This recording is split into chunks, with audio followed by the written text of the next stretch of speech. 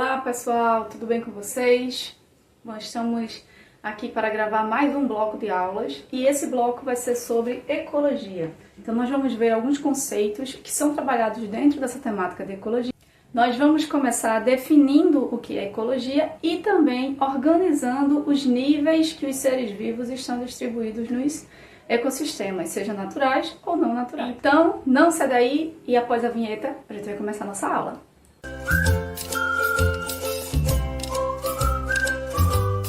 Para começar, nós vamos definir o que é o termo ecologia. A ecologia é a ciência que estuda a relação que os seres vivos têm uns com os outros e também estuda a relação desses seres vivos com o meio ambiente. O nome ecologia vem de origem grega e significa estudo da casa.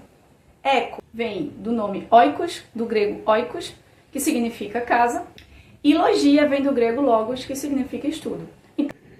Então a gente tem a definição do termo ecologia como sendo o estudo da casa, ou seja, o estudo da nossa casa, do nosso ecossistema, do nosso meio ambiente, da nossa terra.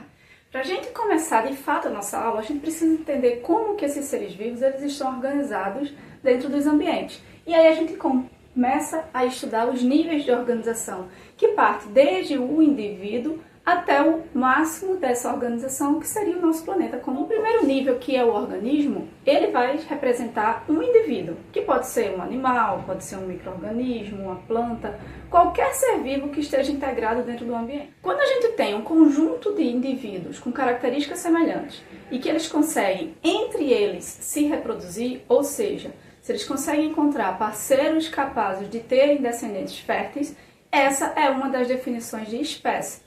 Então, quando eu tenho vários indivíduos semelhantes habitando o mesmo ambiente que conseguem cruzar entre si, a gente vai ter a espécie. Existem vários conceitos para a espécie. Esse é o conceito ecológico. A gente está trabalhando esse conceito de espécie dentro da ideia de quando a gente tem várias espécies que apresentam características parecidas, indivíduos com características que podem indicar proximidade, que pode indicar aproximação genética, mas não necessariamente conseguem se reproduzir e estão habitando o mesmo lugar, a gente diz que isso é uma população.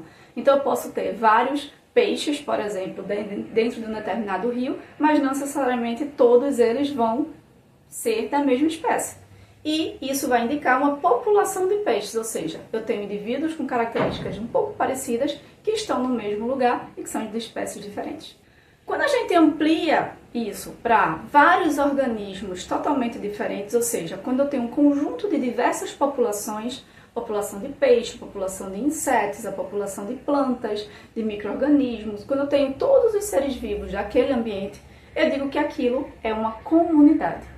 Então a comunidade ela vai ser um conjunto de populações diferentes que habitam o mesmo ambiente. Quando essa comunidade, ou seja, quando esses seres vivos eles começam a interagir com os fatores abióticos do ambiente, ou seja, quando eles começam a interagir com fatores não vivos, a gente diz que ali se concretizou a ideia de um ecossistema. Esse ecossistema pode ser uma lagoa, pode ser uma floresta, pode ser um simples jardim, aonde a gente tiver comunidades de seres vivos interagindo com fatores ambientais não vivos, a gente vai ter caracterizado ali um ecossistema. Quando a gente tem vários ecossistemas com características parecidas, em que sentido?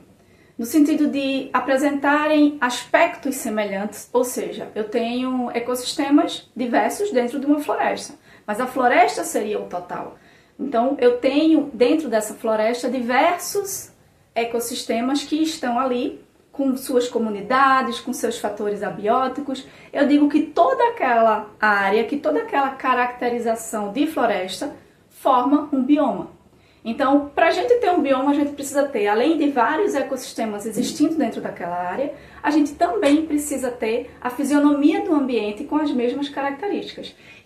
E aí, claro, é levado em consideração o clima, o terreno, o solo, que tudo isso vai contribuir para que esse bioma ele apresente uma fisionomia semelhante.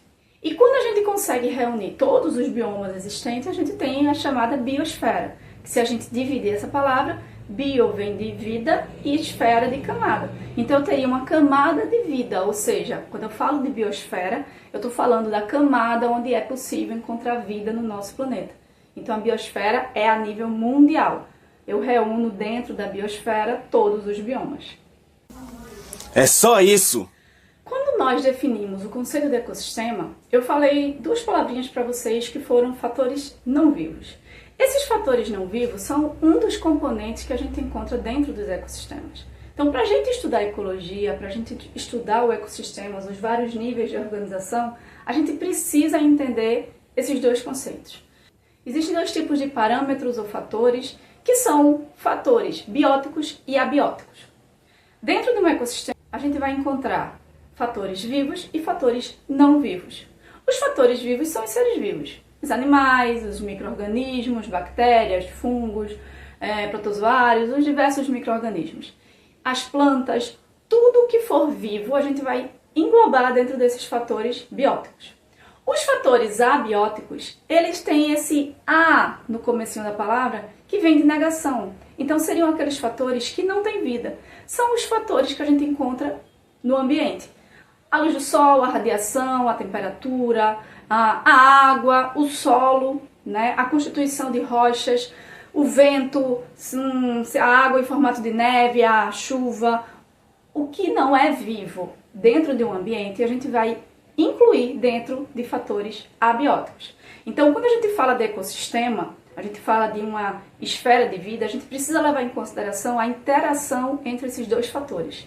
Para eu ter, de fato, um estudo ecológico, eu preciso levar em consideração os fatores vivos, bióticos, e os fatores não vivos, abióticos.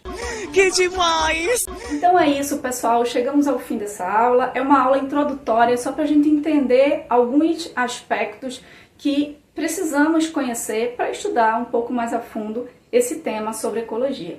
Eu convido vocês para na próxima aula a gente entender dois conceitos muito importantes: nicho ecológico e habitat.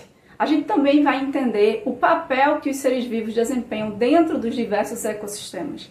Então, se você gosta de ecologia, pretende estudar, pretende aprender um pouco mais sobre esse tema, eu convido vocês a ficar conosco para as próximas aulas.